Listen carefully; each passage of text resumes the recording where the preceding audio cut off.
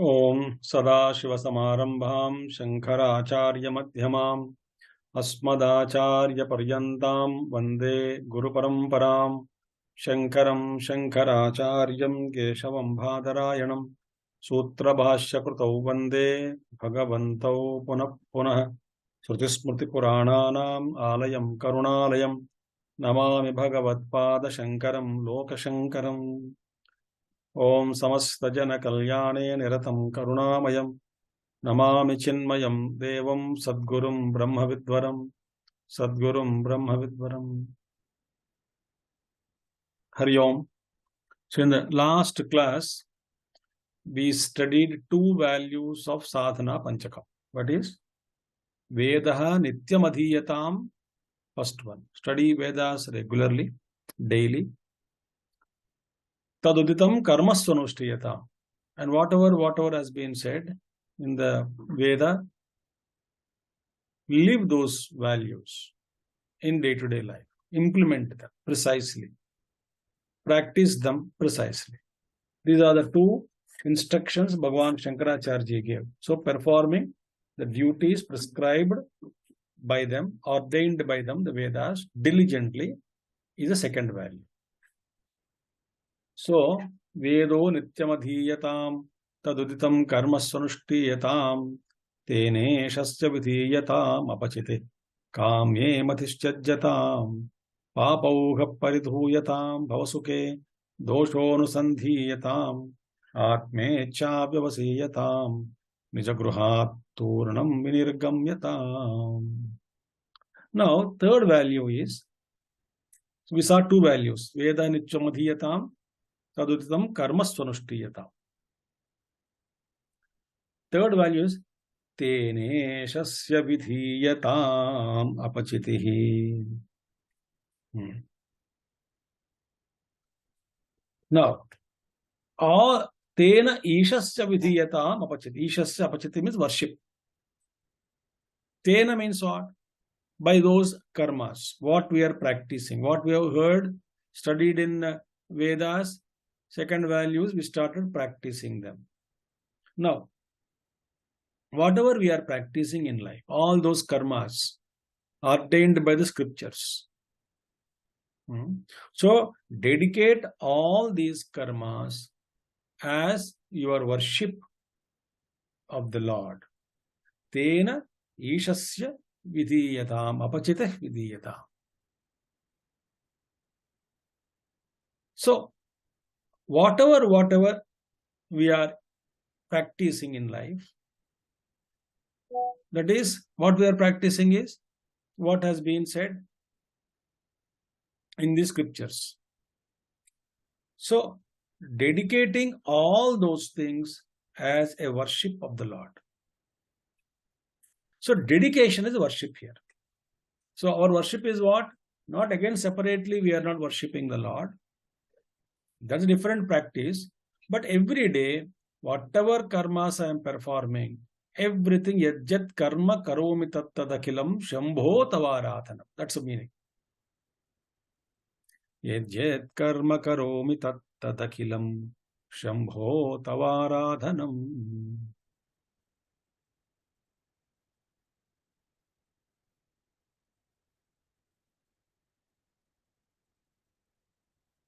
So whatever I do, hey Prabhu, all these things are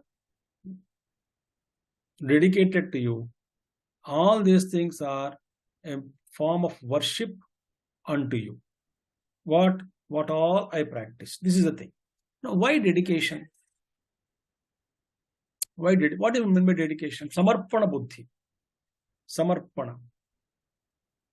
You know, this is every teacher, everywhere, all over the world, all over the down. But basically, think what they say: give up your ego, surrender unto Lord, surrender unto Lord. Bhakti also says surrender unto Lord. Jnani also says surrender unto Lord. Think. So, to live without ego and egocentric desires, what should we do? we must dedicate all our actions, what we are performing, implementing what we have studied in the Vedas and understood. All those activities must and should become my worship to the Lord. That is a fundamental thing. So it's everything is my worship unto the Lord. This is a beautiful attitude.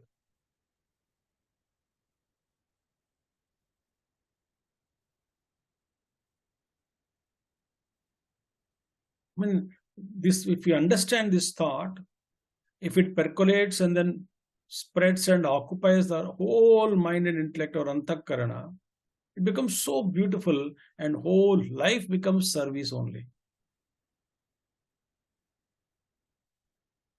And there should not be any ego and egocentric desires.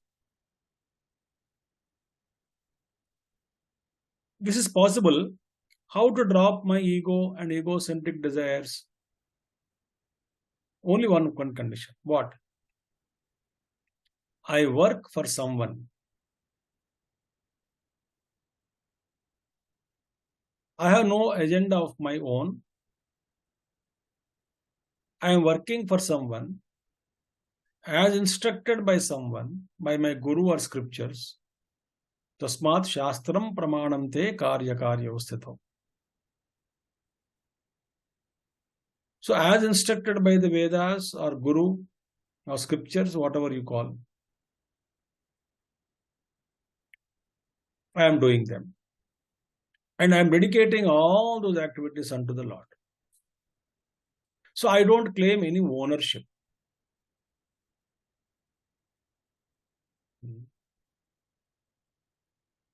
So therefore, third value is what? Everything you give up, surrender unto the Lord. Our desires and selfish desires and everything surrender unto Lord.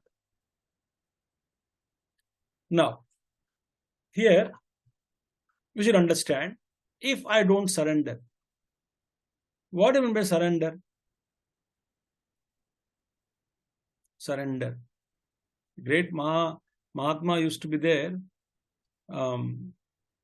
He always would say that, surrender can happen only once. Because once you surrendered, you will not exist for another surrender to offer that surrender second time. So he would scold. If somebody says, again and again I surrender unto you. Then when the master would say, he would say, oh, that means first surrender was not complete. First surrender was not full, not genuine. Think. So he says, if the surrender happens really, then there cannot be any I exist. That is called surrender. If still I am existing to offer second surrender, that means first surrender is not surrendered. It is only statement I made. Oh, I am surrendering. But actually it is not surrender.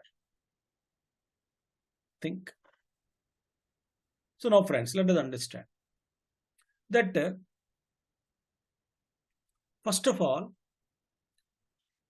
we analyze actually Bhagavan Krishna speaks in Bhagavad Gita that it is our illusion that we are working, but all actions are done by Prakriti. We only claim it. As Swami Chidrupananda would give an example. Because our ego itself is a myth, no? First of all, okay, I surrender. First of all, I think that, I am actually working. So I am having ego, that sense of doership is there. So sense of doership, I wanted to dedicate to Lord. So at one stage, what I worked, the doership is there in me. The doership I want to dedicate to Lord, surrender it to Lord.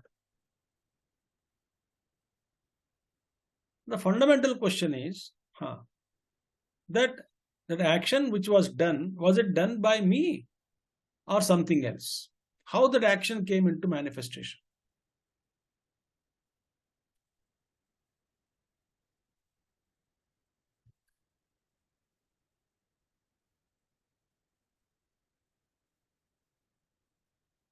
Like, when we inquire that what is this ego, which is claiming that I have done something, if you inquire into the nature of the ego itself disappears. But I feel that ego is there, so but to surrender it. So Bhagavan Krishna speaks in Bhagavad Gita, Prakruteh kriyamānāni gunaihi karmāni sarvashah ahankara vimudhatma karta aham iti manyate. Arjuna, all this according to vasanas.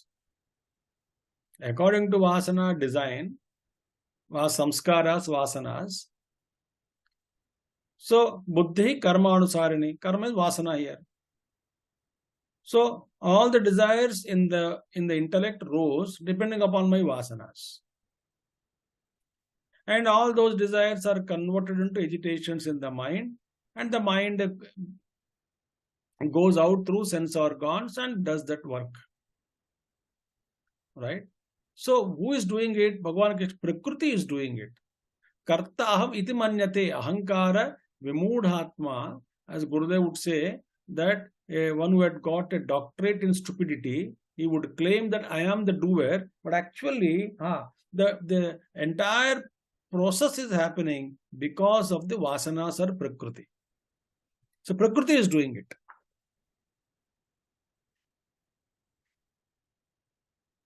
And there is no supply of the blessings of Prakriti, nobody can act it.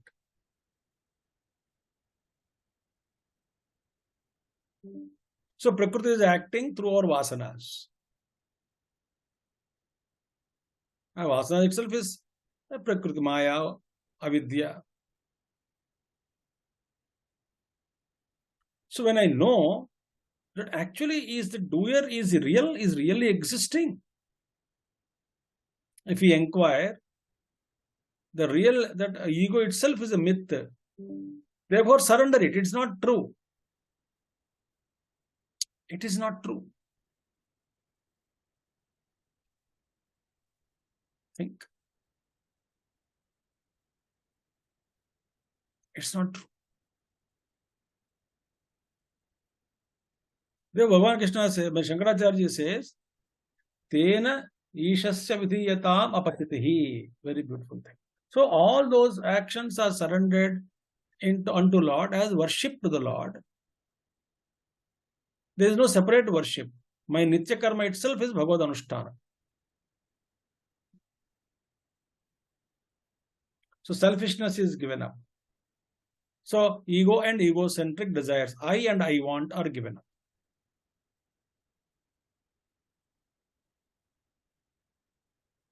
Swami Chinmayananda always would say, people say, I want peace, I want peace, I want peace. And Gurudev would say, if you remove I and want, what remains is peace only. Ego is I, want is egocentric desire. When these two are removed, what remains is peace. So a Vedantic student, he practices what has been said in Upanishads.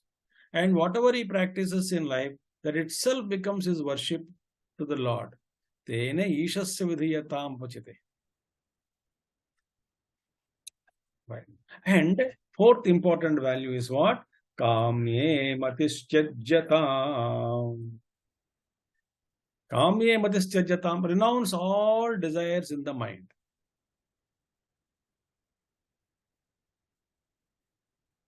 Right. And so many desires are generated. The desires are they have their own knack. The mind has its own knack, in creating more desires. We have to actually study what the desire is. The scriptures have analyzed it. On this itself, we can go on speaking. What is desire first?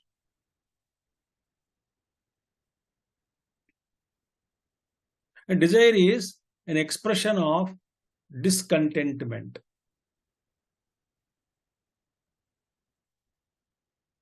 Presently, I am not full. I am incomplete. So, desire is an expression of incompleteness. So, I plus X, a desire. When fulfilled, I become happy or I become full. I plus something makes me full. So that something I have to add. Right now I am missing it. Then I'll be happy. So spiritually speaking, where if desire is born, avidya, kama, karma.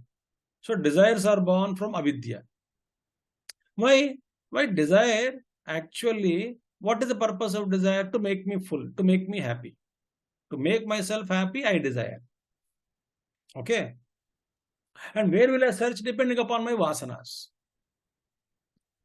A drunkard will search in bar and restaurant. A spiritual seeker will search for happiness in some temple or satsang. We are searching for happiness only all the time. Everyone. Agenda is common. Someone feels if I cheat and make money, I'll be happy. It's all thoughts. But I'm actually constantly searching how to make myself happy. Oh, I don't like. So kill him. Then I'll be happy. So this is actually incompleteness. State of incompleteness. Depending upon vasanas, I generate desires. Vasanas, buddhi. Vasana, according to vasanas only, desires are born in the buddhi. According to that, again, mind agitates. Buddhi or mind, antakarna you can take. Then my anta gets agitated. Then through indriyas it goes out and then search for objects, etc. So incompleteness. Now, are we really incomplete? Then only the Upanishads will help us how to renounce desires. Upanishad says, you are already full. You are already Ananda Swarupa. So desire actually is an ignorance, born out of ignorance. What avidya is? Avidya is not knowing I am already Sat Chit Ananda Swarupa, not knowing that I am already full. I don't know. Therefore, I am searching for happiness in different things in the world outside. Okay. And desires have no end. What is the desire? Desire is a disturbance in the mind, agitations in the mind. So when mind is agitated, I am uncomfortable. So how to make mind happy? I only know one method. What? Fulfill the desire and make the mind happy. So mind is agitated because of desire 1. I brought that object 1. Mind is happy. Again mind agitated because desire 2. I brought object 2. Mind become happy. Oh, desire 3. Again happy. Desire 4 happy. Then again desire 5. Then bring the object, make the mind happy. Whole life we are doing that only. That what? Mind agitates, fulfill the desire and make mind happy. Again agitates, fulfill it, happy. This is a constantly going on, moment to moment.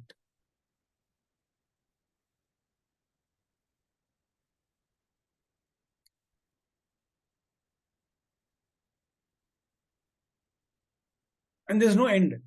So Upanishadic study will make us understand that these desires actually are an aberrations because of vasanas. They are not real because they are born out of avidya. Real means they are not born out of avidya. They will not give us fulfillment. They will not give us real bliss. It's only a धोखाबाजी in Hindi में कहते हैं. Only cheating us. So no desire can make me fully happy.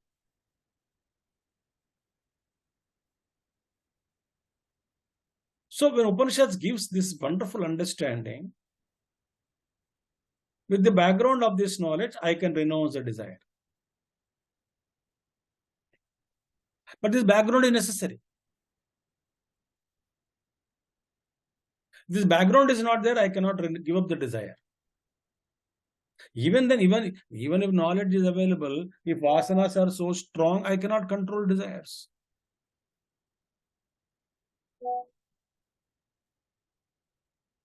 One thing we all observe, that we give sermons to many people.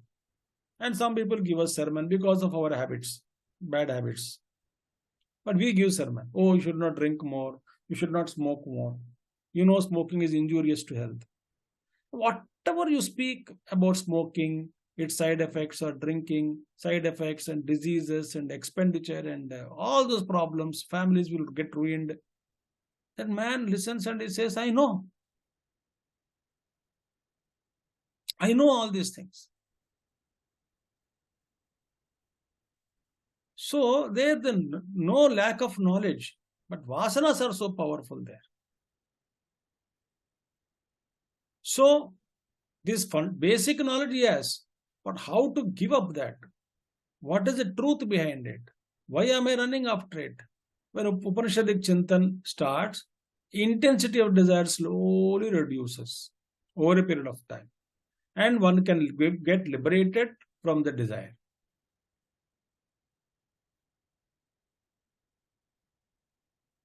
So, kamye matischyajatam, renounce the desires in the mind. This is one meaning, one understanding from one angle. Second thing is, when we are practicing in our life, taduditam karma swanushtriyatam, and we are converting all our activities as worship of Lord, right? And because there is some amount of purity and certain things we get, naturally, remember friends, see, at every result, at whatever result we get out of our karma, while experiencing that karma phalam, next to it, I sow a seed of another desire. Next to it,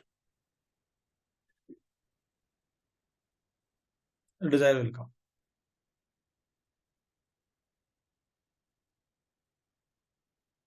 Whatever you observe, there it doesn't end. We purchased a house,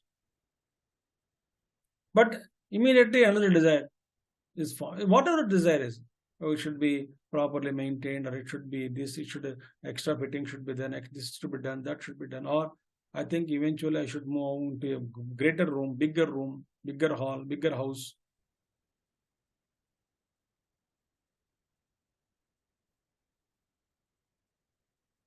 So whatever I don't have right now, I immediately sow another desire next to it.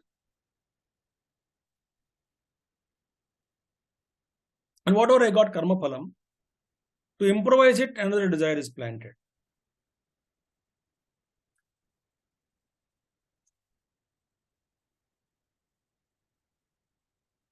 Think about it.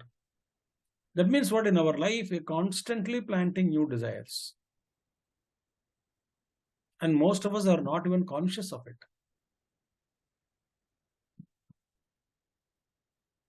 And perhaps we don't take seriously of our desires. We wish and keep quiet, but God records everything. Narayana records. And He will see to it that everything is provided to us eventually whenever we are fit enough.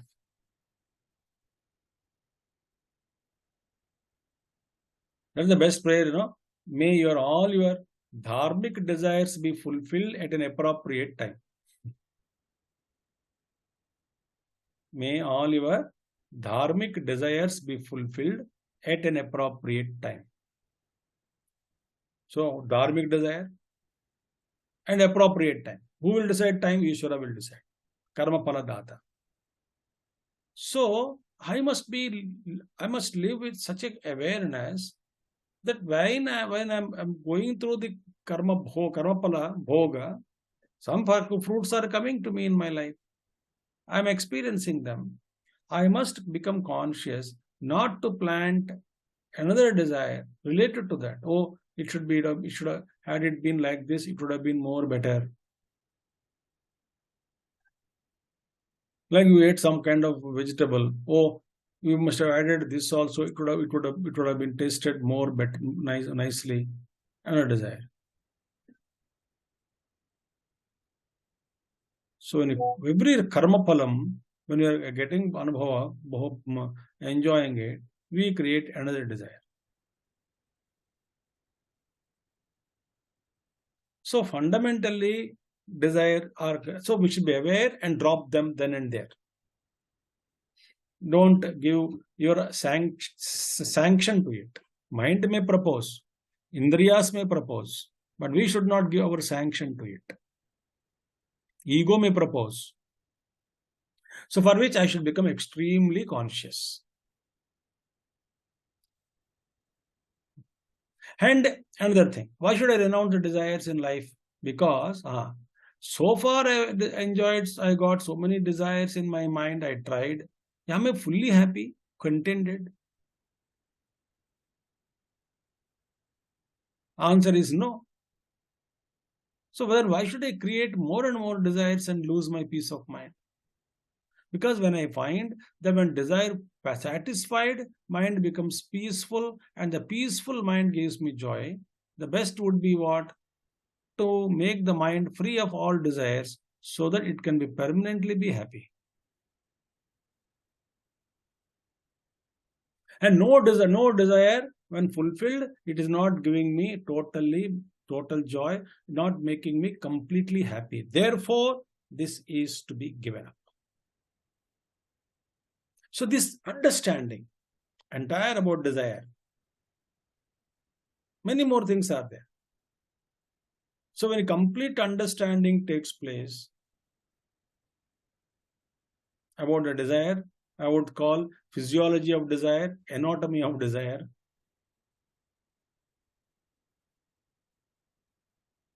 And how when desires are not there, mind is peaceful, and how peaceful mind is happiness. So mind wants to get back to its original state. Desire is a bulge created. So mind is unhappy. It's unnatural state. Desire is unnatural state. To remove that unnatural state or bulge, I must fulfill the desire. Only way I know, fulfill it. The bulge goes down. Then mind becomes happy. Natural state. Natural state is what? No desire. And then when all desires are removed from the mind, it is no more mind. That's why if you understand, if you pluck out all thoughts from the mind, there is no mind. Mind is assembly. What remains is pure consciousness alone. Like there is nothing called car, car. Is there anything called car? No. Car is an assembly of many, many parts. Hundreds of nuts and bolts and parts, etc. Every part has its own name. So in the car, which portion is car? Now nothing can be called as a car in the car. Window is not a car. Steering is not a car. Nothing is car. A car is an assembly.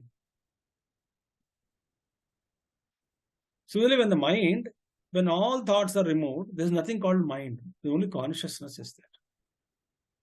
That's why Bhagavan Ramaharshi says, Manasantu kim margane krute, naiva manasam marga arjava. When you inquire what is the nature of the mind, there is nothing called mind, soul, Brahman alone. The desires are to be removed. So therefore, when we understand this entire thing, automatically we arrive at a conclusion that no more desires. Dharmic desires are to be entertained for Sharira Yatra or Loka Sangrame Vapika Sampashyan Kartumarhasi. For the welfare of the world, you can have a desire to bless everybody, to help everyone. But no selfish desires at all. There is no ego. Everything is Loka Kalyanartham, not mine. So that is the fourth value. So we have 4 values so far. Vedo nityam adhiyatam, taduditam karma swanushtriyatam, tene shashtavidhiyatam upachitihi, kamye matischarjatam. These 4 values we saw, and next class we will see subsequent values. We'll proceed further. Thank you. Hari Om. Om Purnamada Purnamidam Purnat Purnamadachyate Purnasya Purnamadaya Purnamevavashishyate. Om Shanti Shanti Shanti. Hari Om Sri Gurubhyo Namaha. Hari Om Sadgurunath Maharaj Ki Jai. Thank you all. Hari Om.